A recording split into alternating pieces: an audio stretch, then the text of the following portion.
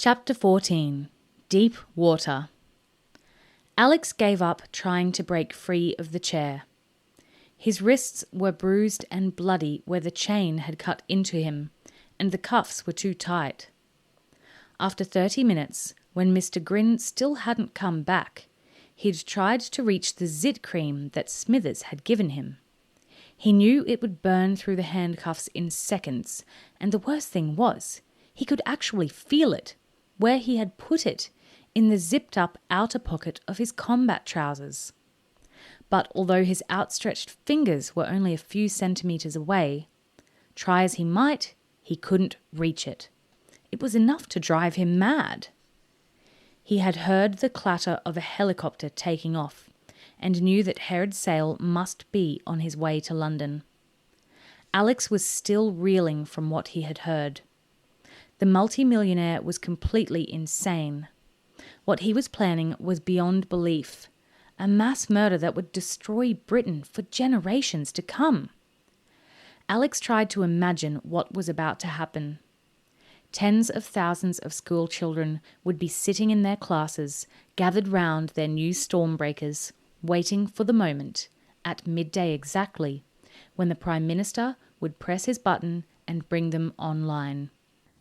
But instead, there would be a hiss, and a small cloud of deadly smallpox vapour would be released into the crowded room. And minutes later, all over the country, the dying would begin. Alex had to close his mind to the thought. It was too horrible, and yet it was going to happen in just a couple of hours' time. He was the only person who could stop it, and here he was, tied down, unable to move. The door opened.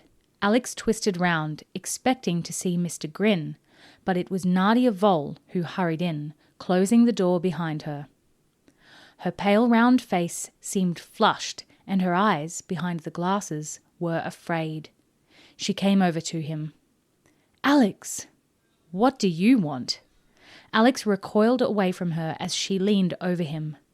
Then there was a click, and to his astonishment, his hands came free.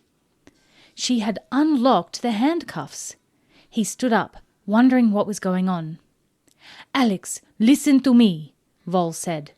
The words were tumbling quickly and softly out of her yellow-painted lips. "We do not have much time. I am here to help you. I worked with your uncle, Herr Ian Ryder." Alex stared at her in surprise. "Yes, I am on the same side as you. But nobody told me. It was better for you not to know." "But," Alex was confused, "I saw you with the submarine. You knew what Sale was doing." "There was nothing I could do. Not then.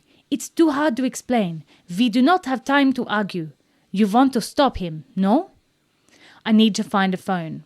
All the phones in the house are coded. You cannot use them. But I have a mobile in my office." "Then let's go." Alex was still suspicious. If Nadia Vole had known so much, why hadn't she tried to stop Sale before? On the other hand, she had released him, and Mr. Grin would be back any minute. He had no choice but to trust her. He followed her out of the room, round the corner, and up a flight of stairs to a landing with a statue of a naked woman, some Greek goddess, in the corner. Vole paused for a moment, resting her hand against the statue's arm. "What is it?" Alex asked. "I feel dizzy. You go on. It's the first door on the left." Alex went past her along the landing. Out of the corner of his eye, he saw her press down on the statue's arm. The arm moved, a lever. By the time he knew he had been tricked, it was too late. He yelled out as the floor underneath him swung round on a hidden pivot. He tried to stop himself falling, but there was nothing he could do. He crashed onto his back and slid down, through the floor and into a black plastic tunnel which corkscrewed beneath him. As he went, he heard Nadia Vole laugh triumphantly, and then he was gone, desperately trying to find a purchase on the sides, wondering what would be at the end of his fall. 5 seconds later, he found out. The corkscrew spat him out. He fell briefly through the air and splashed into cold water. For a moment, he was blinded, fighting for air. Then he rose to the surface and found himself in a huge glass tank filled with water and rocks. That was when he realized, with horror, exactly where he was. Vole had deposited him in the tank with the giant jellyfish, Herod Sale's Portuguese man of war. It was a miracle that he hadn't crashed right into it. He could see it in the far corner of the tank, its dreadful tentacles with their hundreds of stinging cells, twisting and spiraling in the water. There was nothing between him and it. Alex fought back the panic, forced himself to keep still. He realized that thrashing about in the water would only create the current that would bring the creature over to him. The jellyfish had no eyes. It didn't know he was there. It couldn't attack. But eventually it would reach him. The tank he was in was huge, at least 10 meters deep and 20 or 30 meters long. The glass rose above the level of the water, far out of his reach. There was no way he could climb out. Looking down through the water, he could see the light. He realized he was looking into the room he had just left, Herod Sale's private office. There was a movement. Everything was vague and distorted through the rippling water.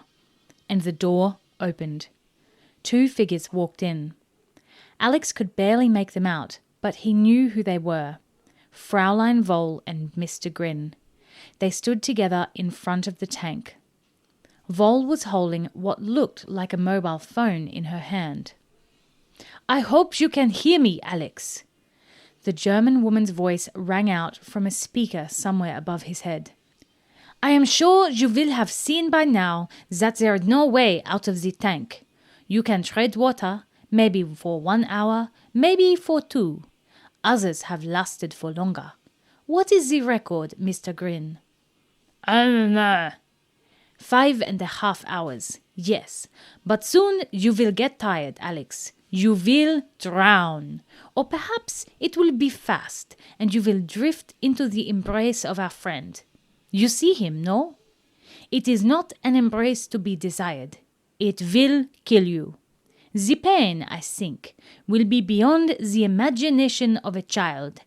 It is a pity, Alex Ryder, that MI6 chose to send you here. They will not be seeing you again. The voice clicked off.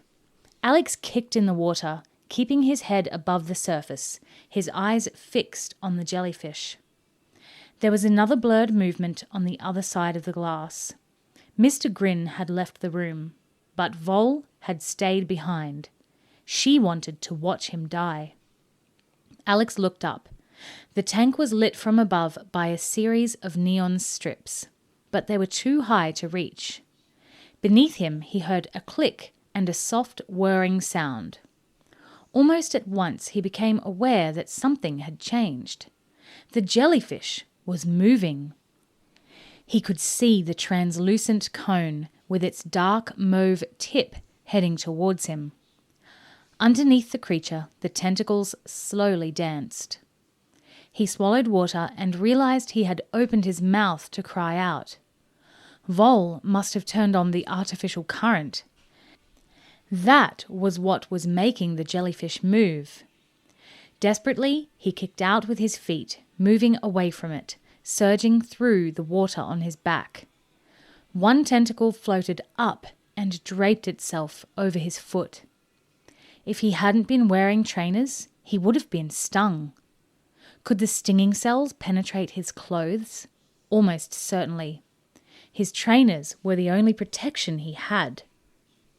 He reached the back corner of the aquarium and paused there, one hand against the glass. He already knew what Vole had said was true. If the jellyfish didn't get him, tiredness would. He had to fight every second to stay afloat, and sheer terror was sapping his strength. The glass. He pushed against it, wondering if he could break it. Perhaps there was a way. He checked the distance between himself and the jellyfish, took a deep breath, and dived down to the bottom of the pool. He could see Nadia Vol watching. Although she was a blur to him, he would be crystal clear to her.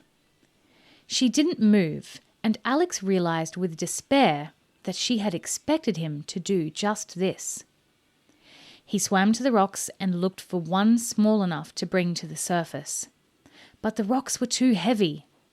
He found one about the size of his own head, but it refused to move. Vol hadn't tried to stop him because she knew that all the rocks were set in concrete. Alex was running out of breath. He twisted round and pushed himself up towards the surface, only seeing at the last second that the jellyfish had somehow drifted above him. He screamed, bubbles erupting out of his mouth. The tentacles were right over his head. Alex contorted his body and managed to stay down, flailing madly with his legs to propel himself sideways. His shoulder slammed into the nearest of the rocks, and he felt the pain shudder through him. Clutching his arm in his hand, he backed into another corner and rose up, gasping for breath as his head broke through the surface of the water. He couldn't break the glass. He couldn't climb out. He couldn't avoid the touch of the jellyfish forever. Although he had brought all the gadgets Smithers had given him, none of them could help him. And then Alex remembered the cream. He let go of his arm and ran a finger up the side of the aquarium. The tank was a marvel of engineering. Alex had no idea how much pressure the water was exerting on the huge plates of glass, but the whole thing was held together by a framework of iron girders that fitted round the corners on both the inside and outside of the glass, the metal faces held together by rivets. Treading water, he unzipped his pocket and took out the tube. Zit Clean for healthier skin.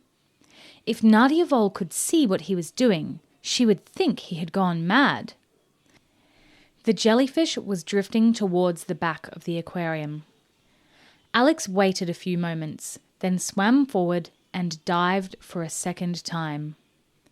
There didn't seem to be very much of the cream given the thickness of the girders and the size of the tank, but Alex remembered the demonstration Smithers had given him, how little he had used. Would the cream even work underwater? There was no point worrying about that now. Alex held the tube against the metal corners at the front of the tank and did his best to squeeze a long line of cream all the way down the length of the metal, using his other hand to rub it in around the rivets.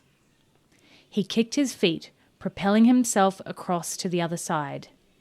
He didn't know how long he would have before the cream took effect, and anyway, Nadia Vol was already aware that something was wrong. Alex saw that she had stood up again and was speaking into a phone, perhaps calling for help. He had used half the tube on one side of the tank. He used the second half on the other. The jellyfish was hovering above him, the tentacles reaching out as if to grab hold of him and stop him. How long had he been underwater? His heart was pounding. And what would happen when the metal broke? He just had time to come up and take one breath before he found out. Even underwater, the cream had burned through the rivets on the inside of the tank. The glass had separated from the girders, and, with nothing to hold it back, the huge pressure of water had smashed it open like a door caught in the wind. Alex didn't see what happened. He didn't have time to think. The world spun and he was thrown forward as helpless as a cork in a waterfall. The next few seconds were a twisting nightmare of rushing water and exploding glass. Alex didn't dare open his eyes. He felt himself being hurled forward, slammed into something, then sucked back again. He was sure he had broken every bone in his body. Now he was underwater. He struggled to find air. His head broke through the surface, but even so, When he finally opened his mouth, he was amazed he could actually breathe. The front of the tank had blown off, and thousands of litres of water had cascaded into Herod Sale's office. The water had smashed the furniture and blown the windows out. It was still draining away through the floor. Bruised and dazed, Alex stood up, water curling round his ankles. Where was the jellyfish? He had been lucky that the two of them hadn't become tangled up in the sudden eruption of water. But it could still be close. There might still be enough water in Sale's office to allow it to reach him. Alex backed into a corner of the room, his whole body taut. Then he saw it. Nadia Vole had been less fortunate. She had been standing in front of the glass when the girders broke, and she hadn't been able to get out of the way in time. She was lying on her back, her legs limp and broken. The Portuguese man-of-war was all over her. Part of it was sitting on her face, and she seemed to be staring at him through the quivering mass of jelly. Her yellow lips were drawn back in an endless scream. The tentacles were wrapped all around her, hundreds of stinging cells clinging to her arms and legs and chest. Feeling sick, Alex backed away to the door and staggered out into the corridor. An alarm had gone off. He only heard it now as sound and vision came back to him. The screaming of the siren shook him out of his dazed state. What time was it? Almost 11 o'clock. At least his watch was still working. But he was in Cornwall, at least a 5-hour drive from London, and with the alarms sounding, the armed guards and the razor wire, he'd never make it out of the complex. Find a telephone? No. Vole had probably been telling the truth when she'd said they were blocked. And anyway, how could he get in touch with Alan Blunt or Mrs. Jones at this late stage? They'd already be at the Science Museum. Just 1 hour left. Outside, over the din of the alarm, Alex heard another sound. The splutter and roar of a propeller. He went over to the nearest window and looked out. Sure enough, the cargo plane that had been there when he arrived was preparing to take off. Alex was soaking wet, battered and almost exhausted, but he knew what he had to do. He spun around and began to run.